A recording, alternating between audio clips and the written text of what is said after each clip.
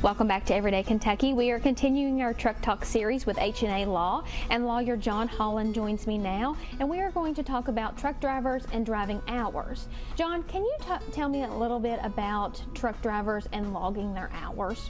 Yeah, so one of the questions we get asked a lot is, if I want to drive, or a truck driver wants to drive from here in Kentucky to California, can they do that nonstop? The answer is no. Again, I stress this a lot when we have our discussions, but these are 80,000-pound vehicles. They can cause significant damage very quickly.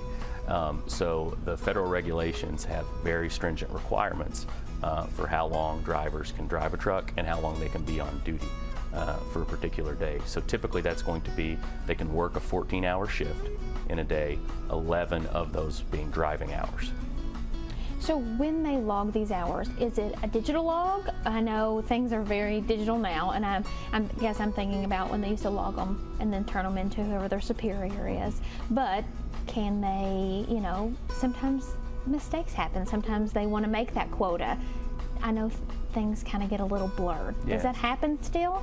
It does, but to answer the first part of that question, about 5 years ago, the federal government mandated that logbooks be digital.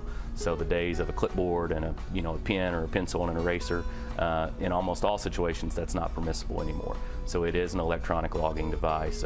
For some drivers it might be a cell phone that's tied to the engine and the computer inside the vehicle. But mistakes happen. So if the driver forgets to correct or change their status, update their status, those can be altered. And unfortunately, not just mistakes, but sometimes, like any rule, they're not followed.